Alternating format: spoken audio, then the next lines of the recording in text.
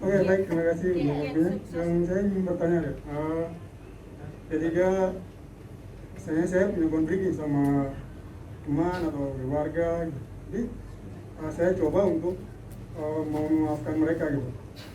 Ingin berjumpa tapi dianya selalu menghindar. Tapi saya sudah bisa memaafkan dia. Yang ingin saya tanyakan, apakah ini Tuhan sudah bisa menerima atau belum, karena belum saya menyampaikan secara langsung, secara depan mata gitu. Belum menjumpai, tapi awalnya saya sudah punya niat untuk menjumpai orangnya, tapi orangnya selalu menghindar. Itu sih dari saya. Terima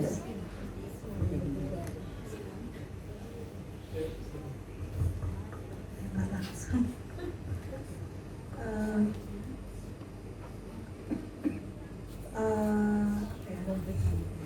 Kalau dari saya sih, teman-teman berkata bahwa kalau ada masalah itu kan memang harus diselesaikan.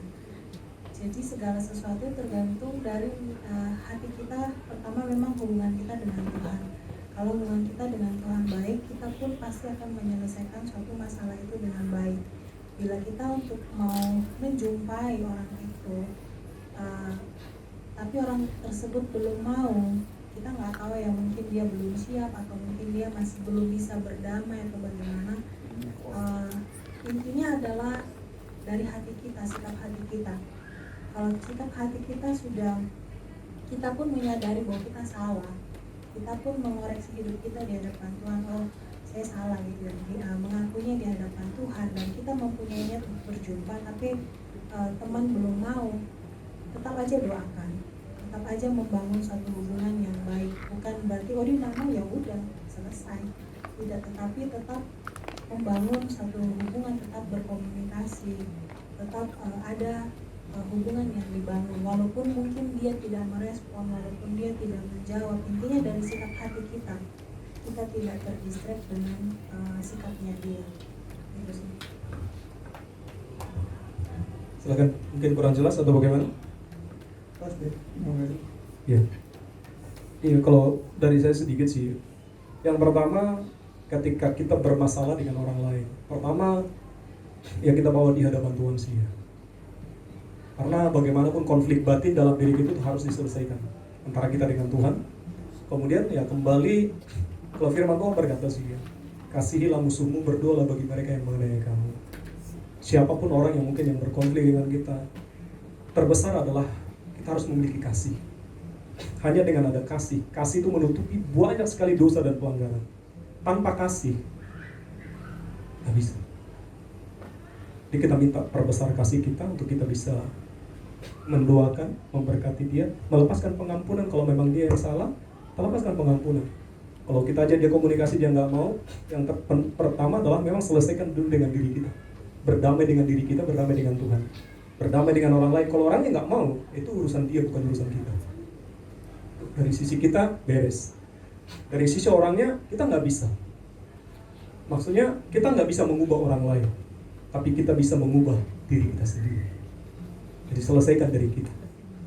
Tetap ada usaha untuk membangun komunikasi, tapi kalau orang itu udah nggak mau, ya kita nggak bisa menuntut banyak, karena kita nggak bisa, kita nggak punya hak ya. Dan untuk mengubah orang lain kita nggak bisa, tapi kita bisa mengubah diri kita sendiri untuk mengampuni, mengasihi dia, memaafkan dia, mungkin begitu.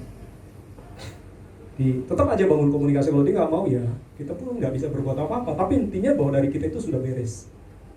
Itu yang terpenting. Oke, thank you. Mungkin yang lain, silakan. Ada pertanyaan tentang membangun komunikasi, atau saudara punya komunikasi yang rusak nggak? Hubungan yang rusak dengan abang, dengan kakak, atau punya trauma-trauma, punya luka batin dengan keluarga, dengan suami, dengan istri, dengan anak? Silakan, mungkin bisa bertanya. Kita diskusi. Bukan cuma kami yang jawab, mungkin bisa jadi yang jawab Pak Tambo, Ibu Betty, atau siapapun. Kita diskusi. Tujuannya adalah bagaimana kita bisa menghadirkan surga dalam rumah tangga kita. Ini intinya. Karena surga, kalau rumah tangga sudah nggak ada surga, berarti yang adalah neraka. Dan ini masalah. Bagaimana kita mendidik anak kita dengan benar, ini perlu sekali ya dibangun. Jadi membangun keluarga sama dengan membangun sebenarnya, membangun ya, step by step, dibangun. tanpa dibangun tidak bisa terjalin rumah tangga yang baik. Jadi memang harus dibangun step by step, fondasinya, apanya, jendelanya dan semua yang itu harus dibangun memang. Dan membangunnya lewat komunikasi suami istri. Silakan pertanyaan-pertanyaan mungkin yang lain. Monggo.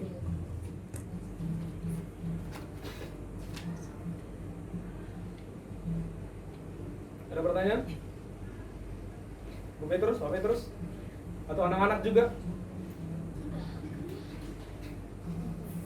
Del? Sam?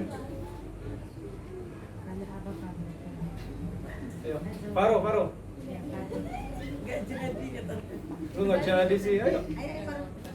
Gak apa-apa, anak-anak juga. Ya, silakan, Pak Henry. Ya, terima kasih semua. Saya mau bertanya, kita kan melihat di firman Tuhan ya, keluarga Nuh diselamatkan oleh Tuhan. Saya berpikir, apakah semua keluarga Nuh atau mantu-mantunya itu hidup benar atau tidak ada dosa, maksudnya gitu, hidup benar dalam Tuhan atau sungguh-sungguh dalam Tuhan, sehingga satu keluarga diselamatkan oleh Tuhan. Apakah karena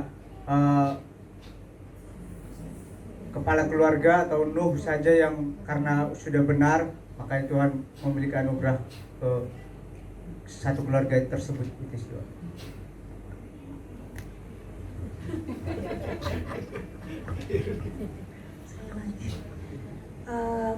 Kalau kita membaca secara detail di sana dikatakan firman Tuhan itu sampai kepada Nuh, dan Nuh menyampaikan kepada anak-anaknya, dan di sana tidak ada perbantahan dari anak-anaknya. Jadi anak-anaknya mengikuti apa yang diperintahkan oleh Nuh, mengikuti secara detail. Mereka apa yang diperintahkan, membangun berapa ukurannya, mereka mengikutinya, mereka melakukannya, semua apa yang diperintahkan. Karena kalau kita membaca seperti kalau kisahnya dari Imam Eli, itu anak-anaknya diajarkan tapi dia tidak melakukan. Kalau Imam Eli itu kan sudah diajarkan aturannya seperti ini, mempersembahkan ini sudah diajarkan, itu sudah ada aturannya. Tetapi anak-anak Imam Eli itu tidak mengikuti. Dia mengambil, melakukan sendiri sesuka hatinya apa yang dia mau. Jadi kalau di dalam kisah Nuh itu semua anak-anaknya mengikuti. Bahkan saat sekelilingnya mulai mengolok-olok, mereka tidak terpengaruh dengan itu.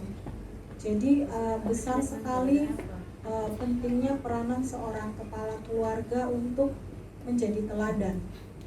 Menjadi teladan karena anak-anak akan melihat bagaimana sikap kepala keluarga dalam rumah.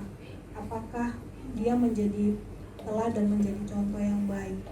Kalau enggak ya, jadi sepertinya ayahnya ngomong kayak tadi ya, jangan merokok, tapi ayahnya sendiri merokok. Itu kan bukan suatu teladan yang baik.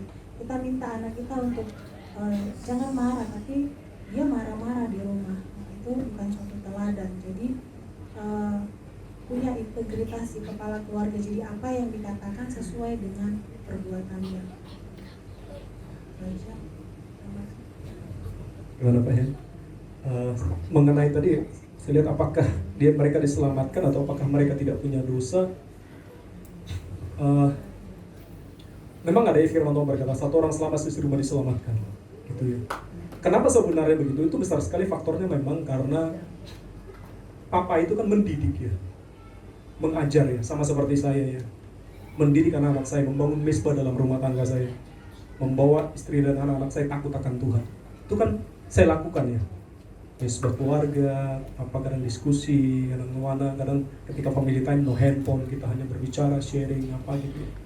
Dan saya juga belum sempurna sih, saya masih tetap punya kekurangan. Tapi intinya bahwa saya itu mendidik dan membawa anak-anak saya itu takut akan Tuhan. Jadi faktor dari situlah sebenarnya anak-anak itu juga jadi ikut. Ya, faktor dari teladan dari Nuh inilah yang dilihat oleh anak-anaknya, apakah tidak ada kesalahan? Oh, nggak bisa, nggak ada orang yang tidak berdosa gitu ya. Tidak ada orang yang tidak salah.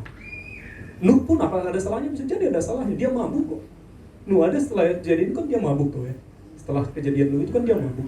Dan kemudian tersingkap dan anaknya melihat itu kan akhirnya dosa kan. Anaknya kan berikutnya kan langsung ada dosa tuh. Jadi tetap nggak bisa untuk tidak ada dosa dan tidak ada itu tidak ini. Cuma memang hatinya Nuh itu melekat taat kepada Tuhan. Dan itu menjadi teladan, Nuh ini menjadi teladan buat anak-anaknya. Dan anak-anaknya ini juga mengikuti Nuh. Gitu.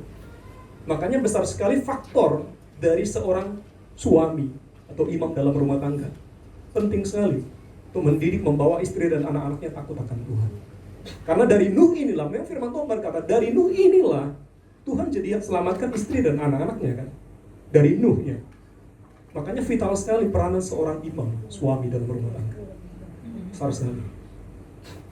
Memang suami itu ya kepala keluarga ya, yang membawa istri dan anak-anak itu takut akan Tuhan. Jadi dari itu sih, kalau ada kesalahan, sejadi ada. Tapi Tuhan menutupi semuanya itu sih. Ya, mengampuni kesalahan itu, menutupi semua pelanggarannya itu. Ya memang nggak ditulis sih kesalahan anaknya apa, nggak ada sih ya. Bagus setelah kejadian itu, ada kesalahan anaknya itu.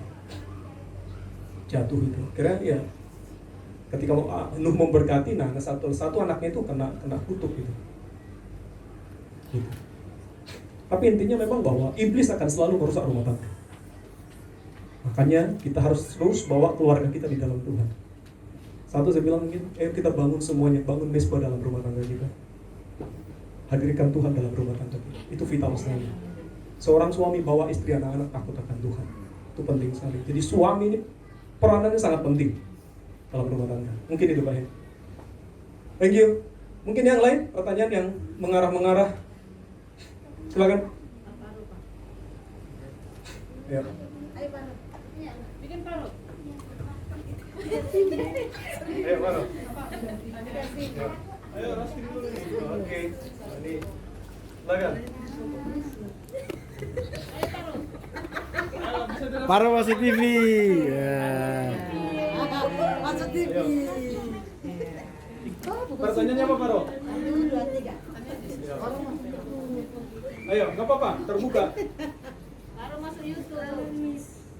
Ya. Salam semua. Oke, makasih. Saya mau bertanya. Ya. Kalau papa mama berantem, Ya. Oke. Taruh ngapain? Terus. Video kan. Terus. Oke.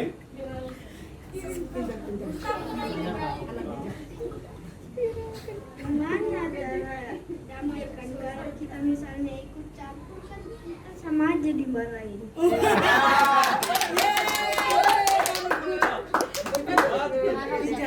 Yang marahin pasti mama. Oke. Terima kasih, tepuk tangan dulu dong. Ini istimewa. Pertanyaan ini realita dalam hidup ini. Kita nggak bisa memungkiri suami istri nggak pernah berantem. Ya. Loh ini isi hati anak. Mungkin ya anak-anak pun perlu ditanya ya. Ya, bagaimana caranya? Saya mau ikut, saya dimarahin. Silakan.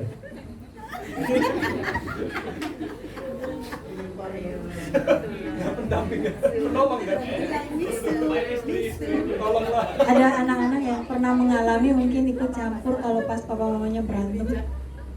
Ada nggak?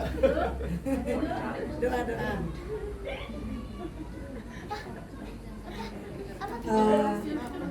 Ini kalau kami ya, bukan berarti keluarga kami adalah keluarga yang sempurna, karena kami pun masih berproses untuk terus belajar sesuai dengan kebenaran firman Tuhan. Saat kami berantem, bukan berantem pukul-pukulan ya, itu sudah ekstrim banget kalau seperti itu.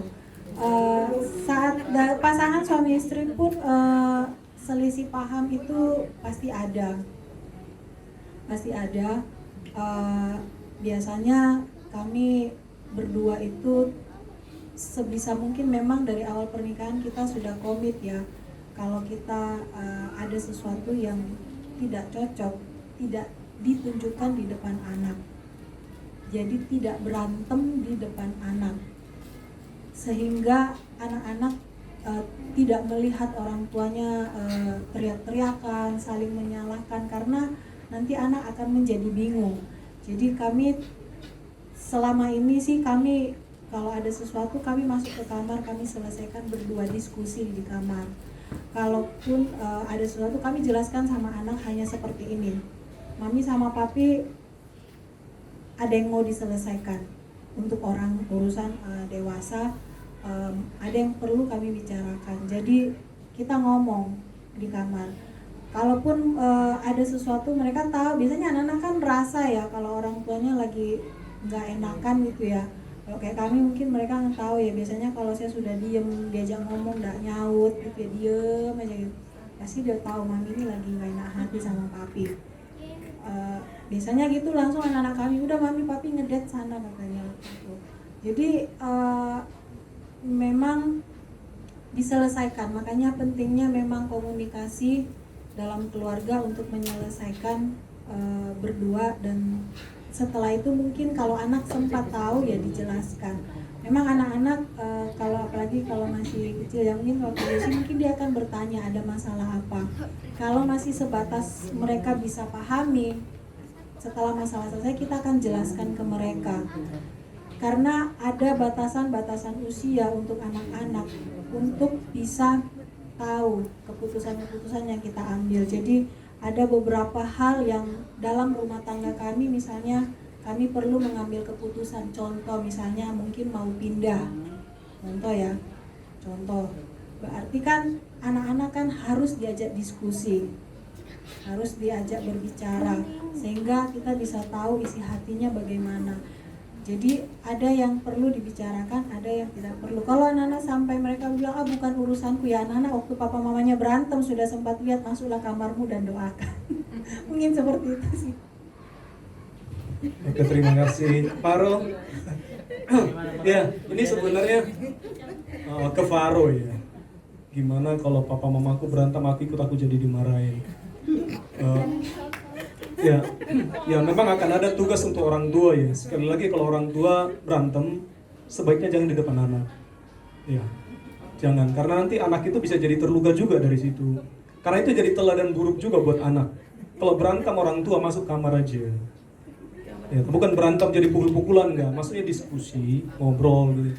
Ya, saya sama istri mungkin apa ya, kita nggak pernah sampai berantem gimana ya, kadang cuma masalah-masalah sepele sih, kadang nggak sampai apa gitu. Tapi satu hal memang saya juga, kata istri saya tadi, ketika kami dari awal memang sudah sepakat, kalau kita berantem jangan di depan anak. Maksudnya kalau kita berselisih paham jangan depan anak, masuk kamar aja. Karena supaya anak itu kan jadi teladan juga, jadi figur yang nggak baik nanti gitu ya. Ya. Jadi itu, cuma Faro, memang kalau papa mama berantem memang nggak boleh diikut-ikutin juga. Nanti salah, memang lebih baik memang Faro nanti kayak gitu, kalau papa mama lagi selisih paham, Faro masuk kamar aja, berdoa di sana, doain papa, Tuhan jamah papaku mamaku supaya mereka bisa berdamai baik-baik saja gitu Faro ya. Jadi doa anak itu luar biasa loh ya. Doa anak itu luar biasa. Jadi doain nih Faro ya, doain mama papanya hidup damai, baik, bisa menyelesaikan masalah gitu ya Faro ya. Pasti bisa ya. Jadi masuk kamar berdoa buat orang tuanya. Minta Tuhan hadir di situ. Tapi itu sebuah apa juga buat kita orang tua ya. Sekali lagi kalau ada berantem, maksud beda pendapat suami istri ya, jangan di depan anak. Karena itu bisa, kalau apalagi parah, berkelahinya parah ya, itu luka batin buat anak lo. Itu nggak boleh, ya, nggak boleh. Jadi kita harus ya belajar mungkin ya, ketika ada selisih paham antara suami istri, masuk kamar aja, selesaikan di situ berdua, gitu. Terima kasih Faro. Ya. Ya. Nanti Faro kalau mau berdamai, kalau udah tenang Faro, udah selesai papa mamanya, besoknya baru ajak ngomong Faro. Di situ baru ngomong, dia omongin, papa mama jangan rame dong, gini. Di situ baru kasih masukan ya Faro ya. Ya. Jadi jadi jangan dalam pas posisi papa mamanya lagi emosi, anak-anak ikut-ikutan, jadi kena dampret memang. Ya, lebih baik memang anak-anak menghindar ya. Kalau papa mamanya lagi rame, mending anak-anak memang tarik diri ya, menghindar ya. Tapi setelah damai, berikutnya, hari berikutnya, besoknya, dia ajak papa mamanya ngomong. Mungkin aja tulang. Tulang. Ya gitu ya. Kalau bapak mau saya pun tulang. Minta dulu ayat firman Tuhan. Jelas, terima kasih. Oke, terima kasih. Ya silakan, mungkin ada lagi.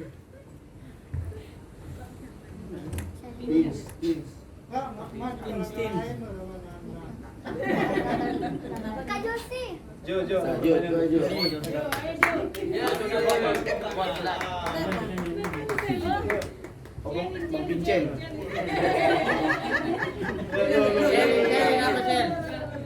Atau dia saja. Ayo.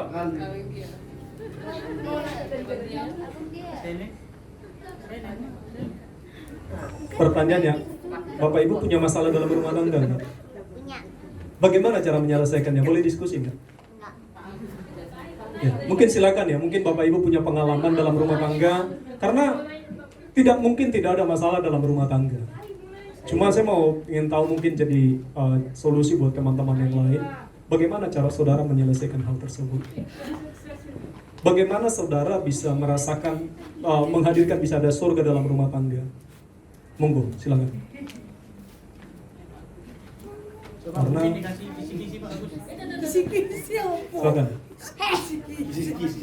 Mau ujian. Karo dengerin Papa. Ya.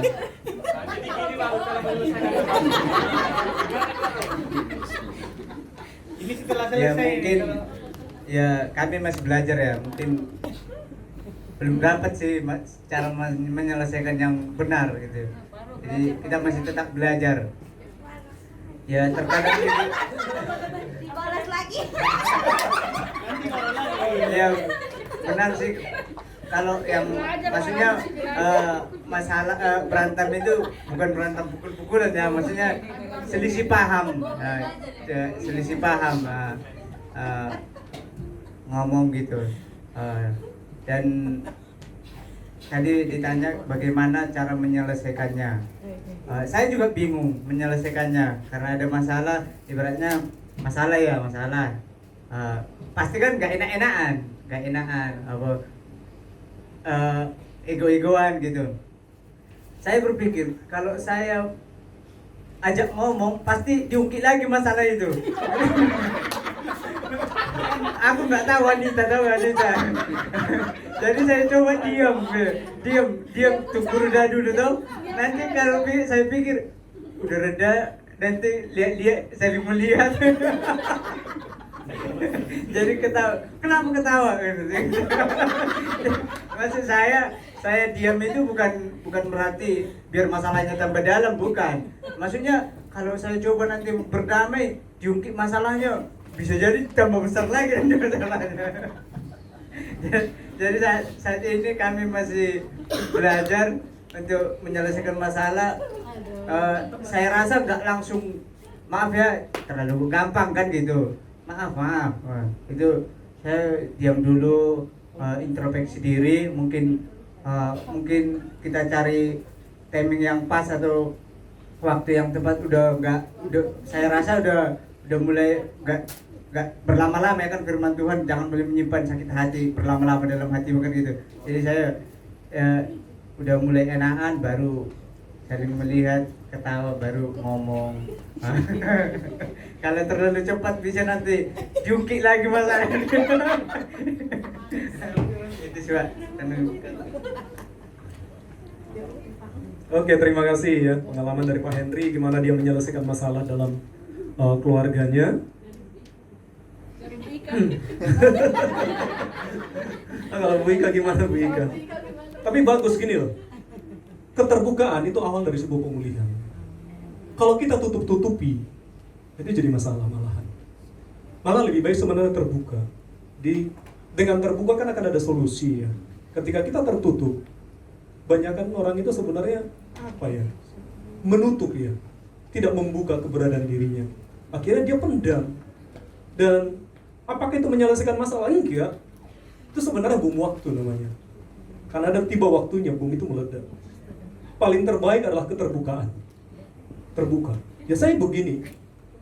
Saya memang begini keterbuka. Dan kemudian baru cari, oh seharusnya seperti apa sih.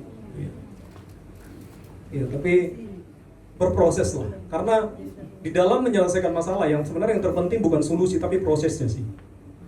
Ya, bagaimana prosesnya? Ya prosesnya itu loh. Ya, prosesnya itu nggak bisa malah itu terpenting prosesnya. Bagaimana cara menyikapinya? Masuk ke kamar berdoa, berjumpa dengan Tuhan, berdoa di sana apa yang harus saya lakukan, prosesnya gitu. Prosesnya. Ya, jadi berproses. Karena itu sama dengan pembentukan karakter kita juga kan. Membentuk karakter kita bagaimana caranya untuk bisa mudah mengampuni, untuk bisa mudah mengasihi. Itu proses, butuh proses. Jadi butuh berproses di situ. Bagaimana sikap kita yang harus benar. Mungkin ada yang lain lagi? Mungkin ketika ada masalah dalam rumah tangga gimana caranya? Keluarga muda dulu, keluarga muda. Silakan. Ayo kita belajar ya, sama-sama kita belajar. Bagaimana menghadirkan surga dalam rumah tangga? Ayo, nggak apa-apa, ayo. Lebih baik terbuka, nggak apa-apa lah. Kita keluarga kok. Open. Masih manis ya.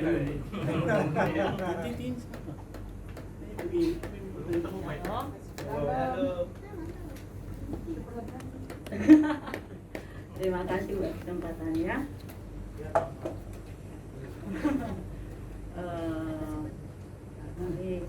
Kami juga masih sama dalam tahap belajar ya dalam mengatasi masalah. Tapi untuk sekarang ini kita sih udah mulai saling memahami gitu. Nah ketika misalnya kita ada selisih pendapat gitu, seringkali kan kalau dalam keadaan panas nggak bisa diselesaikan gitu, malah jadinya kayak ya agak ini gitu, maksudnya pendapat kita masing-masing gitu, kebenaran masing-masing gitu kan. Jadi kami biasanya sih memang iya diam-diaman dulu gitu, nggak bisa langsung ini berdamai gitu, nggak diam-diaman gitu. Cuma buat aku pribadi mungkin aku menyadari gitu loh, apalagi kan kayak aku pribadi mungkin udah lebih lama tertanam gitu, maksudnya tentang kebenaran sudah lebih banyak ini gitu loh. Jadi untuk saat ini yang lebih banyak ini sih sadar diri saya gitu, sadar diri saya gitu, karena sadar diri gitu, saya merasa oh iya apa gunanya gitu, maksudnya apa gunanya firman yang selalu ditanamkan gitu kalau aku nggak bisa melakukannya di dalam ketika menghadapi masalah gitu. Jadi yang kebanyakan aku selalu mengingat tentang jangan sampai matahari terbenam sebelum padam amarahmu gitu kan. Jadi aku kebanyakan sih sebelum apa gitu aku yang datang duluan gitu. Erondoi katanya orang Jawa. Karena aku juga udah mulai mengenal dia gitu. Mungkin secara ini kan dia masih kurang banyak digembeng maksudnya. Kurang iya, jadi dia itu keras gitu. Kalau secara ini dia keras. Jadi kalau kita nggak ini duluan, ya udah diam-diaman gitu. Dan aku nggak bisa yang diam-diaman gitu. Aku merasa apa ini kan udah keluarga gitu. Dia itu ya aku ya dia gitu. Maksudnya udah jadi satu. Ngapain harus diam-diaman lama-lama kayak gitu. Jadi biasanya aku yang datang duluan untuk ini dulu. Kalau sudah enak-enakan baru ungkapin aku loh sebenarnya gini kayak gitu. Terus dia nanti kamu sebenarnya maunya kayak apa kayak gitu. Baru menyelesaikan ini apa ya udah maksudnya sampai menemukan titik terang kayak gitu. Pak. Makasih. Oke, terima kasih. Tepuk tangan dulu dong. Mengalah untuk menang. Tidak selamanya mengalah itu jadi kalah. Mengalah untuk kebaikan itu malah sebenarnya sebuah kemenangan. Ya, belajar menerapkan firman sih. Ya. Mungkin ada tanggapan?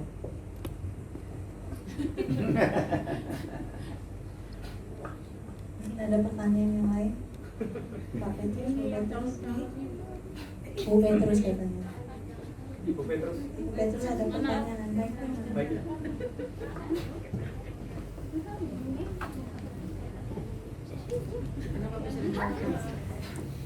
Shalom. Shalom.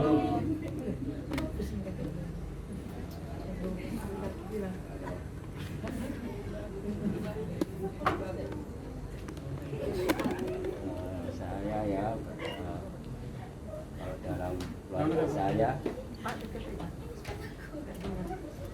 ya, dalam keluarga saya bukan tidak ada masalah, tapi kebanyakan ya tadi saya harus mengenal istri saya. Jadi ya namanya wanita itu ya halus ya. Sulit dimengerti. Iya. Nah, tapi saya juga memahaminya. Saya, dari hari ke hari itu saya juga minta hikmat dari Tuhan. Tidak sampai dalam masalah menimbulkan dosa. Ya, biarpun rasanya memang rasa di hati tidak enak ya, tapi saya mengingat seperti Daud ya, marah hanya dalam hati saja, tidak sampai keluar perkataan yang dosa. Itu artinya ya itu saya inginkan, saya menjauh diri, tapi saya bilang minta kekuatan sama Tuhan. Itu dan saya mau menanyakan sesuatu ya mengenai keluarga dari famili kami. Pertama saya belum berkata sama istri saya, belum kata-kata sama istri saya, tapi saya pernah merasakan ada kesalahpahaman dalam keluarga kami, famili kami, mengenai mama saya yang meninggal itu. Memang sangat singkat sekali dan situasinya juga tidak memungkinkan saya harus menunda pemakamannya, karena memang kalau saya pikir saya tunda juga membutuhkan biaya ya. Akhirnya saya hanya 3 saudara saya, adik saya 2 laki perempuan dan saya sebagai kakak mereka. Jadi saya memutuskan, tapi sudah saya mengenai saudara saya ke luar pulau itu, harus sudah saya hubungi karena mamanya sudah tidak ada. Karena saya jaga kesepakatan, ya sudah langsung makamkan aja di tempat baik, nggak usah. Saya harus kalau menunggu kakak saya pasti juga berapa lama kan di Flor sana. Jadi ya sudah ya selesaikan 1 hari itu aja sudah bisa pemakaman. Dan ini saya menerima penganggapan dari keluarga istri saya. Memang saya tidak sempat bicara tentang kakaknya istri saya. Tapi pada waktu saya juga ada merasakan sesuatu ya Pak. Tapi waktu itu sudah saya cerita sama istri saya cerita dengan keluarga, dengan kakaknya. Tapi rasanya kok ya itu tadi antara dia terima atau enggak, salah atau enggak. Dan pada waktu itu bersenggang meninggalnya mama saya 1 minggu. Meninggal dari kakak istri saya, dan saya tidak pernah dikasih tahu kabar apa pemakamannya. Saya merasakan, waduh, saya salah ya. Ya pertanyaan saya, apakah saya kesalahan ini saya maaf, tapi orangnya sudah tidak ada. Dari istrinya, kakaknya istri saya juga kemarin mau ke Natalan itu ternyata sulit dihubungi karena sudah malam dan tidak sempat ke sana. Tapi saya ada kesalahan itu, ada mungkin dari salah saya itu tadi ya, karena sehingga dibalas dengan tidak diberitahukan saya karena suaminya meninggal. Apakah saya harus minta maaf dengan istrinya, ataukah memang itu kebetulan ingin cepat-cepat yang selesai, tidak butuh waktu, enggak. Karena ya saya paham itu dan saya juga merasa bersalah juga. Jadi dia tanyakan ya dengan minta maaf seperti apa yang saya lakukan. Oke, terima kasih Pak Petrus. Masalah keluarga ya, hubungan dengan keluarga. Kan saya bilang memang ada bisa sampai ya keluarga dari kakak istri, saudara istri kakak beradik, kita kakak beradik, sampai itu memang ada, bisa jadi ada konflik keluarga. Konflik itu kan banyak hal penyebabnya. Itu masalah cuma meninggal gak diberitahu, ini meninggal gak diberitahu, jadi ya bagaimana solusinya? Kembali sih pertama ya, Pak Petrus selesaikan dulu urusan ini dengan Tuhan. Ya, kalau memang Pak Petrus salah, minta maaf sama Tuhan. Yang kedua, kalau bisa adakan diskusi sih ya, ketemuan ya, ajak diskusi dulu masalah kayak gini ya, saya minta maaf kalau memang saya salah tidak memberitahukan hal itu, saya minta maaf. Dengan berbesar hati ya, datang minta maaf sih. Saya salah dengan hal itu. Nah, kalau dari pihaknya kembali Pak Petrus, jadi kembali bahwa yang perlu kita bereskan adalah dari pihak kita. Mereka mau menerima atau tidak, kita juga nggak punya kuasa untuk itu. Banyak kan masalahnya kan kayak gitu ya. Dari kitanya kita beresin, oh dia, saya nggak mau, memang begitu ya. Ya kita mau bagaimana? Yang penting memang yang terpenting adalah dari kitanya beres. Ya, kebenaran firman Tuhan berkata harus mengasihi dan mengampuni. Mengasihi ku ingin lebih lagi, mengampuni ku ingin lebih lagi. Ini memang menurut saya menjadi harus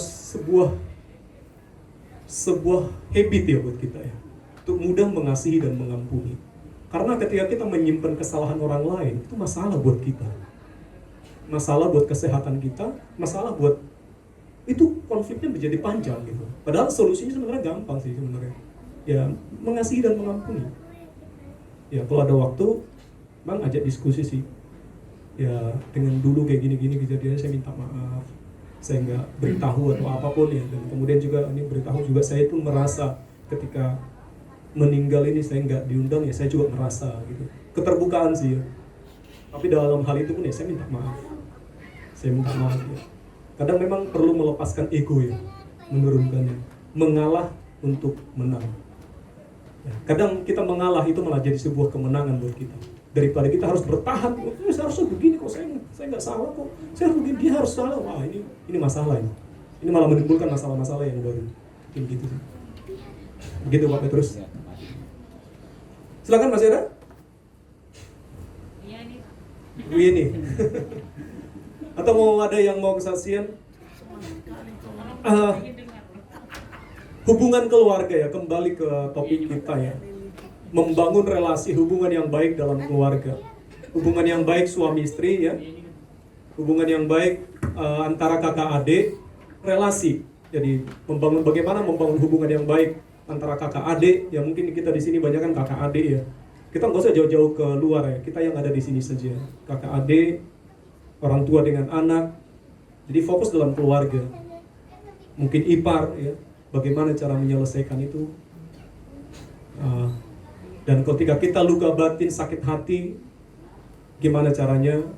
Karena sekali lagi bahwa kalau kita nggak selesaikan itu sama dengan kita sedang bagaimana nanti kita membangun keluarga, itu akan turun lagi gitu loh. Jadi sebenarnya kita ada sekarang ini hasil produk dari bentukan dari keluarga kita. Dua hal yang membentuk kita itu, yang pertama adalah keluarga, yang kedua lingkungan, dengan siapa kita bergaul. Ini kuat sekali membentuk karakter kita, membentuk siapa kita. Siapa saya adalah hasil bentukan dari keluarga saya. Itu yang pertama. Bagaimana papa mama saya mendidik saya, bagaimana abang-abang saya bersikap dengan saya, jadilah saya seperti ini. Dan yang kedua adalah lingkungan, dengan siapa saya bergaul. Kalau saya bergaul dengan orang-orang jahat, lama-lama saya jadi jahat. Jadi pergaulan, ya, lingkungan kerja, lingkungan ini, teman-teman kita itu kuat sekali mempengaruhi hidup kita. Jadi dua hal ini kuat sekali. Makanya kita harus perlu perbaikin, ya, dalam dua aspek ini. Ya, oke lah, kita sekarang hasil produk, ya akhirnya begini, mungkin kita jadi seorang yang kasar, seorang pemarah, dan semua yang lain. Nah, apakah ini akan terus kita tularkan ke anak generasi kita berikutnya? Enggak. Nah, kita mau putus ini gitu loh. Supaya kita nggak jadi seorang. Nah, bagaimana cara itu membangun keluarga ilahi, di mana kita bisa merasakan surga dalam rumah tangga kita? Ini yang penting sekali. Bagaimana kita orang tua, ya, atau menjadi teladan buat anak-anak kita, jadi contoh buat anak-anak kita. Jadi itu sih. Di sasaran kita, tujuan kita adalah bagaimana kita bisa memiliki hubungan yang baik suami istri, hubungan yang baik antara orang tua dengan anak, saudara dengan saudara. Karena sasaran yang paling utama dirusak iblis adalah yang namanya hubungan. Kalau hubungan sudah rusak, sudah ambiar sudah. Makanya perlu sekali menjaga namanya hubungan yang baik. Lewat apa? Lewat komunikasi, lewat diskusi. Lewat apa? Lewat kasih. Hati yang mengasihi, hati yang mengampuni. Lewat apa? Banyak faktor. Bagaimana kita bisa menjaga hubungan yang baik dengan suami, menjaga hubungan yang baik dengan anak-anak kita. Lewat apa? Lewat diskusi, komunikasi, ya. Mungkin family time, ya, waktu keluarga. Karena warisan terbesar kita adalah rumah tangga kita sih, anak kita. Keluarga yang kuat akan menghasilkan gereja yang kuat. Ya, keluarga yang baik hasilkan gereja yang baik. Mungkin itu sih. Oke, masih ada pertanyaan? Ini ada. Atau ada yang mau memberikan pendapat bagaimana membangun keluarga yang baik? Mungkin ada pengalaman-pengalaman?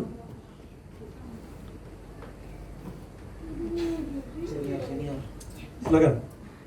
Ya, pemuritan pertama itu terjadi dalam rumah tangga, ya. Pembentukan pribadi, karakter seseorang terjadi dalam keluarga. Jadi hati-hati kita membentuk karakter anak-anak kita, keluarga kita. Kita putus semua dosa keturunan, ya, dosa masa lalu. Jadi ciptaan yang baru, yang lama sudah berlalu, yang baru sudah datang.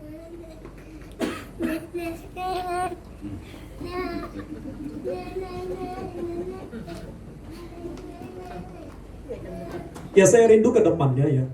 Mungkin model khotbah yang akan kita lakukan itu bukan khotbah satu arah, ya. Jadi ada Q&A-nya. Ada tanya jawab kita, ada diskusi. Tujuannya adalah bahwa, ya, bagaimana kita mengaplikasikan firman, bagaimana kita bisa menghidupi firman, ya, bagaimana kita membangun kehidupan yang seturut dengan kehendak Tuhan, gitu, ya. Pertanyaan-pertanyaan kayak gitu. Oke. Ada tanya jawab, mungkin begitu. Silakan, ada? Cukup? Cukup, ya? Jadi penting sekali lagi, ya, bangun komunikasi yang baik, ya, antara suami istri. Ya, kalau ada masalah, ajak suami istrinya mungkin, ya, ke suatu tempat lah di mana bisa diskusi dengan baik. Juga ajak punya komunikasi yang baik dengan anak. Jangan sampai komunikasi dengan anak terganggu. Nggak boleh. Ketika hubungan orang tua dengan anak terganggu, semuanya akan terganggu. Jadi bangun orang tua, ya, bangun komunikasi, punya waktu dengan anak-anak untuk bercerita, berdiskusi dengan anak-anak. Jadikan kita memang menjadi sahabat yang terbaik buat anak-anak kita. Mudah, harus belajar sih.